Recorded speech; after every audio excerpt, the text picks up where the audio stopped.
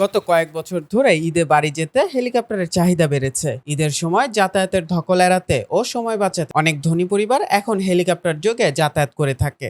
ধর্নাঢ্য প্রবাসীরাও দেশে ফিরে হেলিকপ্টারে চড়ে বাড়ি যান। আবার অনেক রাজনৈতিক নেতা নিজ নিজ এলাকায় যেতে হেলিকপ্টার ব্যবহার করেন। হেলিকপ্টারে চড়ে ঈদে বাড়ি যাওয়া মানুষের সংখ্যা হাতে গোনা হলেও এ নিয়ে সবার মধ্যে বেশ আগ্রহ আছে। তাই হেলিকপ্টার পরিচালনাকারী কোম্পানিগুলো ঈদের সময় বাড়তি ব্যবসার দিকে নজর দেয়। এবারও ঈদ সামনে রেখে হেলিকপ্টারের বুকিং নিতে শুরু করেছে কয়েকটি কোম্পানি। হেলিকপ্টার পরিষেবা দেওয়া প্রতিষ্ঠানগুলো জানিয়েছে, অন্য সময়ের মতো এবারের ঈদে সব জেলাতেই হেলিকপ্টার সেবা দেওয়া হবে। সর্বোচ্চ 1.5 ঘন্টার মধ্যে রাজধানী ঢাকা থেকে দেশের অন্য যে কোনো প্রান্তে যাত্রী পৌঁছাতে পারে তারা। আসন সংখ্যার ভিত্তিতে প্রতি ঘন্টার জন্য সর্বনিম্ন 85,000 থেকে সর্বোচ্চ 2.25 লাখ টাকায় হেলিকপ্টার ভাড়া নেওয়া যায়। এভিয়েশন অপারেটরস অ্যাসোসিয়েশন অব বাংলাদেশের তথ্য অনুসারে দেশে 13টির মতো প্রতিষ্ঠান হেলিকপ্টার বাণিজ্যিকভাবে সেবা দিচ্ছে।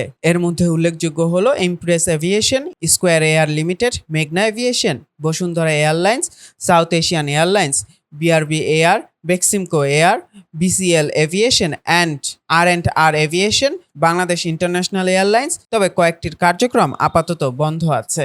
হেলিকপ্টার ব্যবসায় সম্পৃক্ত ব্যক্তিদের সঙ্গে আলাপ করে জানা গেছে, সাধারণত ঈদ উল ফিতরকে সামনে রেখে 15 রোজা থেকে হেলিকপ্টারের বুকিং নেওয়া শুরু হয়।